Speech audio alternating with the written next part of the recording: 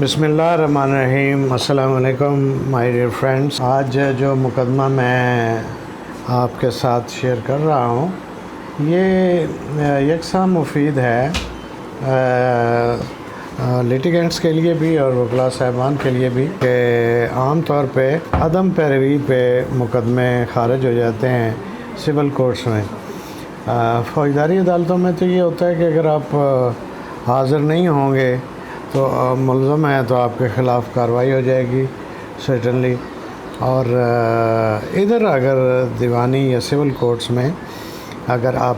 Plaintiff یا مدعی ہیں تو آپ حاضر نہیں ہوتے اور آپ کے وکیل صاحب بھی حاضر نہیں ہوتے تو مقدمہ عدم پیروی پہ خارج ہو جاتا ہے۔ عام طور پہ مواقع دیے جاتے ہیں، عدالتیں جو ہے وہ اپرچونٹیز دیتی ہیں، لیکن بار بار اگر یہی رویہ رہے تو مقدمہ خارج ہو جاتا ہے۔ اس کے اوپر یہ ججمنٹ ہے، آئی ہوپ یہ بڑی بینیفیشل ہوگی کہ جو غلط فہمی ہے، ہم سمجھتے ہیں کہ کوئی نہیں، عدم پیروی میں مقدمہ اگر خارج ہو گیا تو بحال ہو جائے گا، نو پرابلم، اور اس کو بڑا ہم لائٹ لیتے ہیں اور درخواست بھی اسی طرح لکھتے ہیں کہ کوئی بات نہیں ہے، اور وہ بھی میں مینشن کروں گا سپریم کورٹ میں جو درخواست ہے for registration of the suit, اس میں جو ریزن بتائی گئی ہے اس کے اوپر بھی سپریم کورٹ نے اپنا جو پوائنٹ آف ویو ہے وہ دیا ہے۔ تو سب سے پہلے تو آپ نوٹ کر لیجئے کہ یہ کیس ہے PLD 2021 سپریم کورٹ پیج 761۔ تو PLD میں یہ رپورٹ ہوا ہے پیج 761 پر سپریم کورٹ میں، اور اس میں بینچ تھا جناب مسٹر جسٹس عطا بندیال صاحب، عمر عطا بندیال صاحب، اور ساتھ ان کے تھے مسٹر جسٹس اعجاز الاحسن صاحب، اور کیس کا ٹائٹل تھا رائے محمد ریاض، جو ڈیسیزڈ ہیں اور ان کو ریپرزینٹ کیا ہے ان کے لیگل ہیئرز نے۔ تو پٹیشنر جو ہے وہ اگریوڈ تھا اس لیے کہ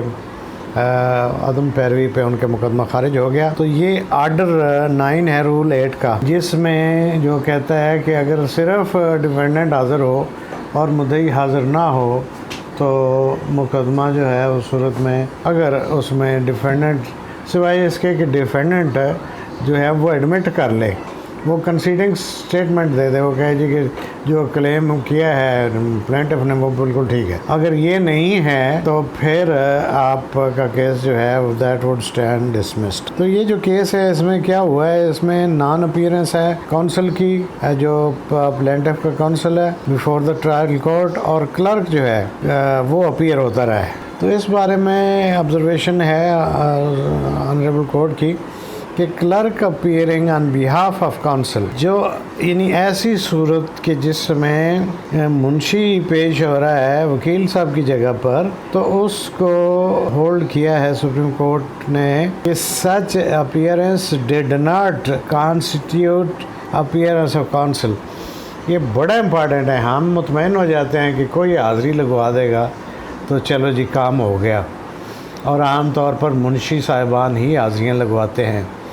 تو یہ ججمنٹ آ گئی ہے، اور اس ججمنٹ میں سپریم کورٹ نے یہ خاص طور پہ لکھا ہے کہ سپریم کورٹ کی جو ججمنٹس ہیں کلیئر اور کیٹیگوریکل، جس پوائنٹ کے اوپر بھی ہیں تو وہ بائنڈنگ ہیں، اور اگر اس سے ڈیویٹ کیا گیا تو جو جوڈیشل افسر ہیں ان کے لیے پینل کانسیکوینسز ہو سکتے ہیں۔ اور تنبیہ کی ہے کہ in true letter and spirit جو ہے جو سپریم کورٹ کی ججمنٹس ہیں ان پہ عمل کیا جائے۔ اس پوائنٹ پہ ویسے پہلے بھی ججمنٹس ہیں سپریم کورٹ کی، وہ یہ ہیں کہ یہ جو مواقع دیے جاتے ہیں، last opportunity, last and final opportunity, یعنی آخری موقع، قطعی آخری موقع، قطعی آخری موقع وغیرہ وغیرہ، اس کو جو ہے وہ حوصلہ شکنی کی ہے سپریم کورٹ نے، اور کہا ہے کہ اس کو روکا جائے، یہ پریکٹس جو ہے دیٹ شوڈ بی اسٹاپڈ۔ اچھا جی، تو اس میں جو ڈیٹیل ہے کیس کی یہ اسپیسیفک پرفارمنس کا سوٹ تھا جس میں 56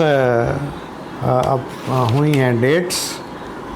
اپیئرنسز، وہ پیشیاں تھیں، جس میں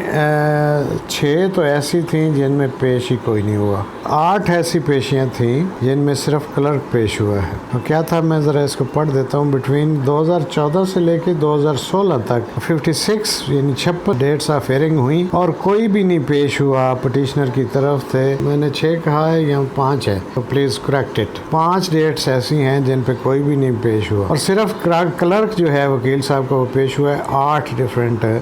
پیشیوں کے اوپر۔ یہ لکھا ہے کہ اس کا مطلب یہ ہوا کہ یہ نان اپیئرنس ہے، وچ آلسو کنسٹیٹیوٹس نان اپیئرنس، یعنی اگر کلرک پیش ہوا بھی ہے تو یہی سمجھا جائے گا کہ کوئی پیش نہیں ہوا۔ تو یہ اصل میں ہائی لائٹ کرنا چاہتا ہوں،